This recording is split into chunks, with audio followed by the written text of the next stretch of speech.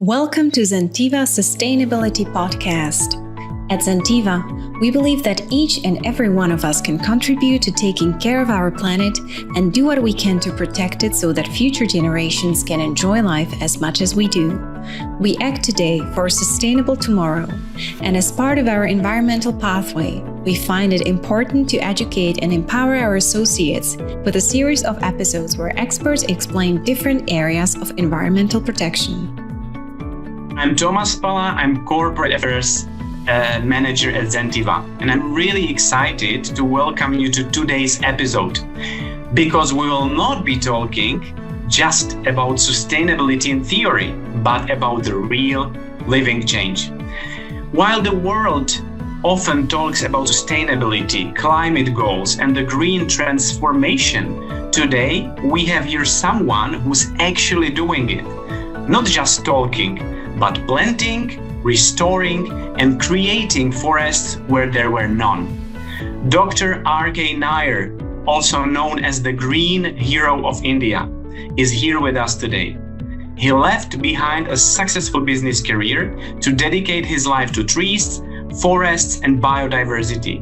As the founder of Forest Creators, Dr. Nair has led the planting of millions of trees, built over 100 forests, and even created the world's largest Miyawaki forest, all with one mission: to give back to the nature. Dr. Nair, it's a great honor to have you here with us today.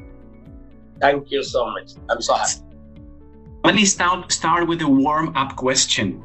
We know that you stand behind the Forest Creators organization. Can you tell us a little bit more about this and the important work you do in regards to biodiversity? Yes. Bangalore Creators Foundation, Forest Creators, is a non-profit organization based in Mumbai, and I'm the co-founder of the organization. And from 2011, we have almost built 128 Miyawaki forests, 3.3 million plus tree plantations, along with the world's biggest Miyawaki forest, while planting 5.25 lakh trees in one place. And supported many biodiversity development related to the soil, related to the stem, related to the leaf, related to the flowers, fruitings, everything, and as well as the aquatic species also we have seen. After creating a forest, a large scale biodiversity is developing naturally inside the forest, which is developed in organic way, not using any chemicals in that. This is a change of biodiversity development for the ecosystem what we have seen after creating a forest. Amazing. Thank you. But what was the inspiration or the triggering point to start into this area and restoring biodiversity? Yeah, this is an interesting question for me actually. After completing many podcasts, now we are doing podcast with the Zentiva team. I'm so happy because in 2011, there was one road construction work was going on, and many old trees, more than 100 plus years old trees were cut down, and one bird's nest along with the eggs fallen on the ground. I have seen crying of the bird in front of me, and I thought we have to create some forest where people are not demolishing it for the development. What I always say is a developing country development is very important for the revenue and for the, we need employment also. For that, we need a development. But along with that, we need the sustainable future. Also, we need the biodiversity. We need the ecosystem. Then only we can manage the global warming and climate change. Then I said, I will start with forest wherever the development work is not going on, and wherever the challenging areas like the seashore, mountains, stony areas where development is not going to happen in another 100 or 200 years. In that places, I will develop a forest for the birds. Then I started taking 1 acre land and creating a small tiny forest over there, especially for the birds. After creating the forest, I have seen many butterflies, then honeybee, small birds coming there and making nest and keeping eggs. That gave me a lot of happiness, like they all are my family members. Then I replicated all these forests again and again and again and again. And till today, it continues. Even before starting your podcast now, just a half an hour before, I just inaugurated on project in Bangalore, 108,000 tree plantation inauguration done. And I came to the hotel to have a podcast. This is so happy moment for me. Thank you. Very good. My question here would be, when you restore biodiversity, what is the key factor to succeed? What I have seen is, after creating a forest, I have seen the decreasing level of the biodiversity nowadays. For example, many colorful insects are now decreasing from the soil because of the high temperature and the chemical used in agriculture sector and other things. And many small birds, small size birds now decreasing from this planet. That is recreating again in these forests that I have seen the biodiversity in large scale. Even in aquatic species, for some tortoises we have seen after creating the pond inside the forest. We have seen tortoise also developed naturally inside. That is the change I have seen in biodiversity after creating these type of forests. Because the density is large and the temperature is very less and the moisture is continuously very good. Because of that, the biodiversity development is large scale in our forest.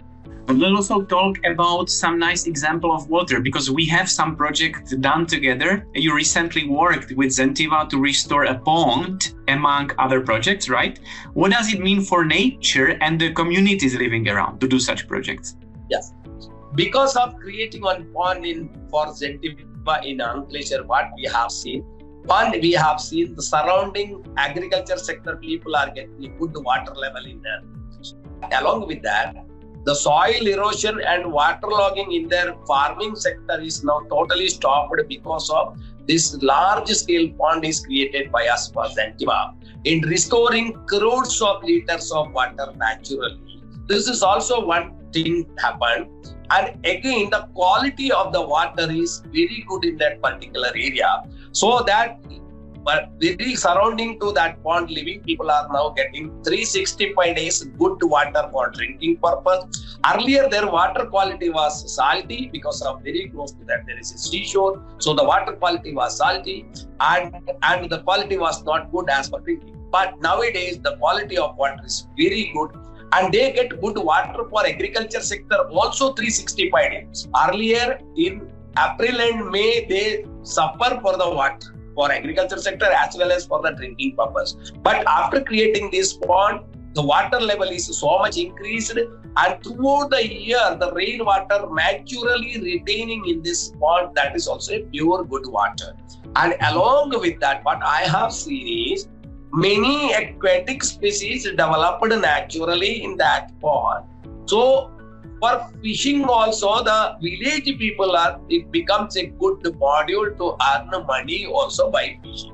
They develop more fishes in that water because the water quality and quantity is a large scale in that pond. So that is the people living area and maximum are tribals living in that area. So tribals always searching for a good quality of water. So this pond made very good positive energy to entire village, not for one house. Entire village got a good positive energy from this pond. It's perfect. So not only water, not only forest, but also communities are supported. Yes, perfect. So my last question. In the media, we always read that biodiversity in a large region is lost, species killed. Is there still some hope to turn it around according to your point of view? And if yes, what all of us can do to support it?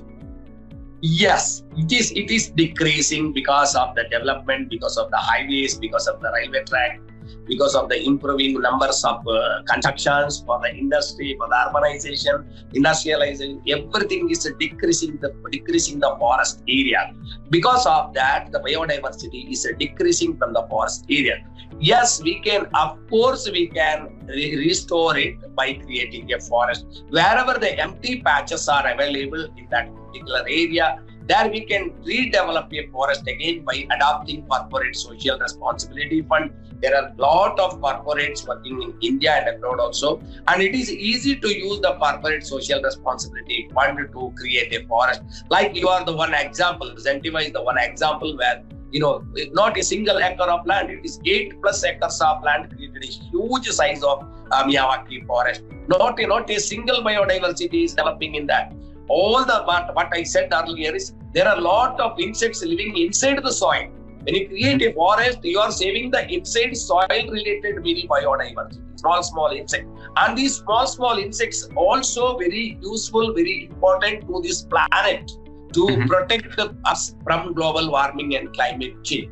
They also have a good role in climate change and global warming, against fighting in both things. They are the good role model. And it is called just a food chain. When these all things are developing inside the soil, there are many biodiversity developing outside the soil. They may be related to leaves, may be related to fruits and flowers. So what I have seen is the increasing number of biodiversity in different varieties because of we are using maximum native species and shrubs, flower, timber, canopy and fruiting varieties. So now what we have seen is in forest areas, many native trees are not there. It is demolished by natural disaster or demolished for the development. So we have to rehabilitate this again by creating a forest. Then we can definitely restore the ecosystem again, and we can restore the biodiversity again. The food chain may be developed naturally, and we can fight with the high temperature also from doing all these things. Amazing. I think if our listeners want to find out more, they can go to forestcreators.com, right? We thank you a lot, really, for sharing your journey and insights with us. For sure, your stories has given us a powerful reminder that sustainability starts with all of us and each of us. On behalf of all listeners, please let me wish you very best in reaching your goals in future. You will always have supporters cheering on you. And thank you for coming to our podcast. We really appreciate it. And we appreciate you being a green hero for India and for the planet, of course. Thank you, Dr. Nair. Thank you.